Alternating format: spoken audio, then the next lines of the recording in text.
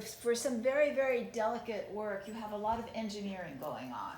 And these pieces that are so lyrical, how do they do what they do? These again are photographs that I've taken over the years.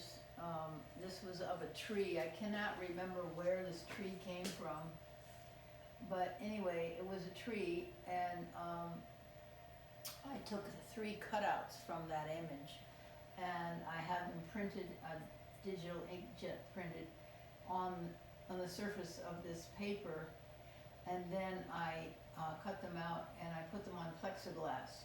This support is plexiglass. It's like 16th inch plexiglass, or maybe 1/8 inch. It's 1/8 inch. And then on the other side, I drew the image in with a Japanese brush pen.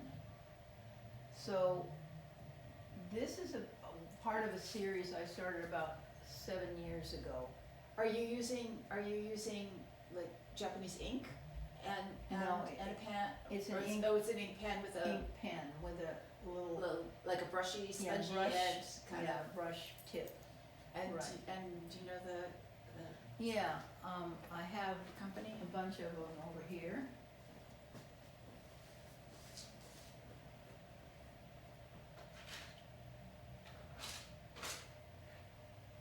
So have you experienced any fading with your colored pencils or with your inks that you're using over time? Not really.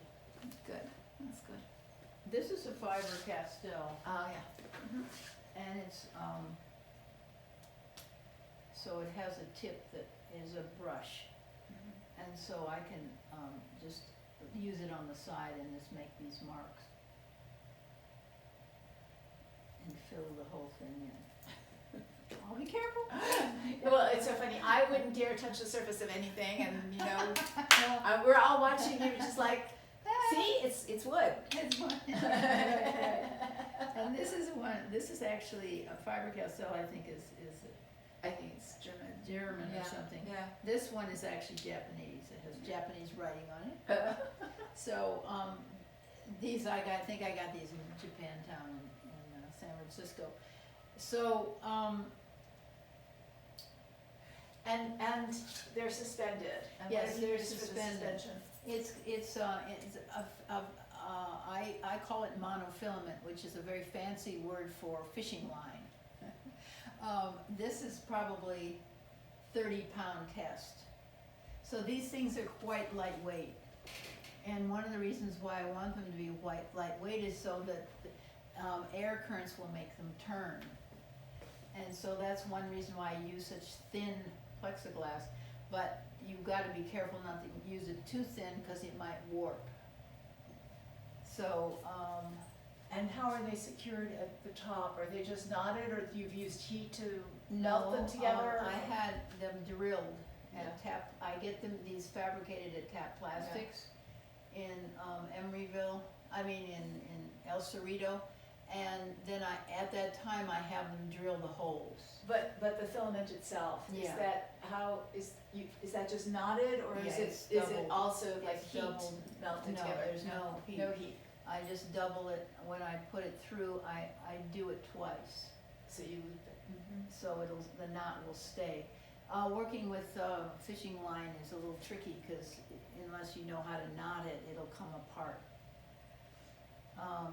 So anyway, this was one of many pieces I've been working on. I've probably done about 25 of these in the last 6 or 7 years.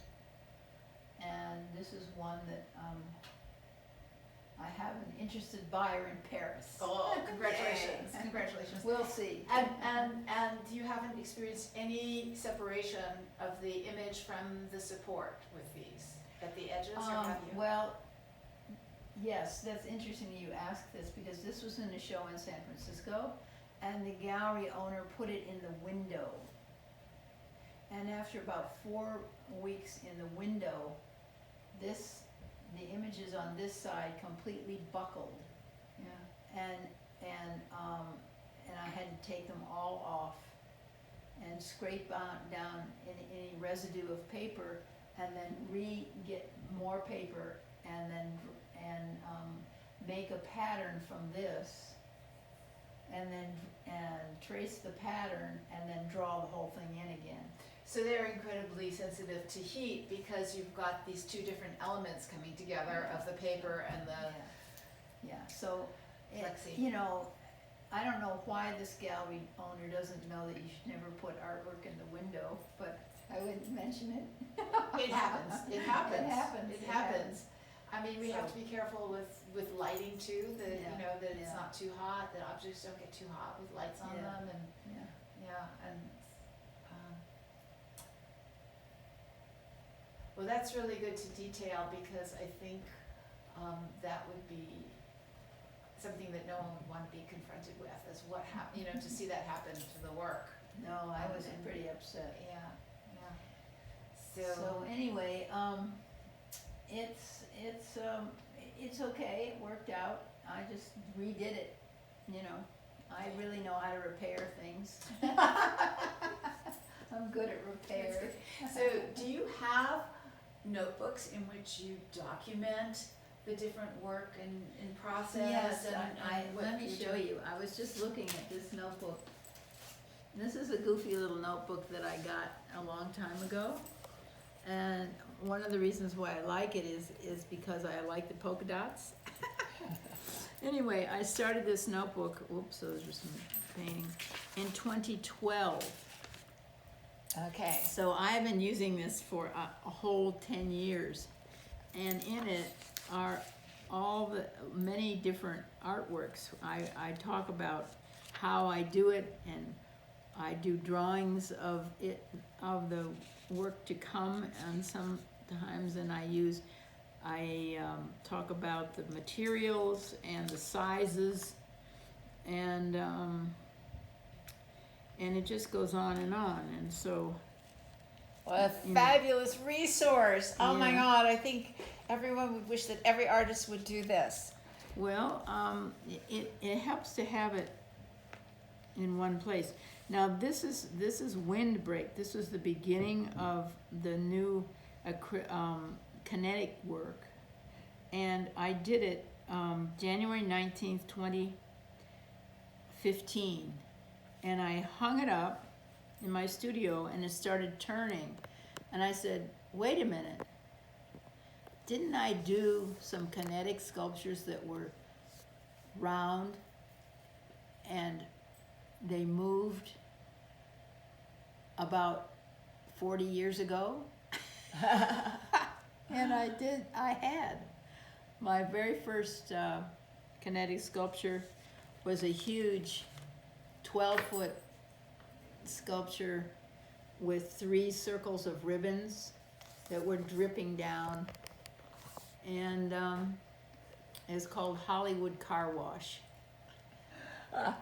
So I had done kinetic sculptures, and I did a whole series at that time. And so this book, it just goes on, and I keep recording everything. See, here's some more drawings of and here's it took years to get this done. In my latest show, I had ones that were hung from a single point instead of 3 different points. So anyway, that's my notebook, and So when you got all these drawings in it. when work goes into a collection, Mm-hmm. you're in a position of photocopying the pages related to the work and giving it to a museum Huh. along with the work, Huh. which is an incredible resource for them to have. Wow, that's a good idea. I hadn't thought of that.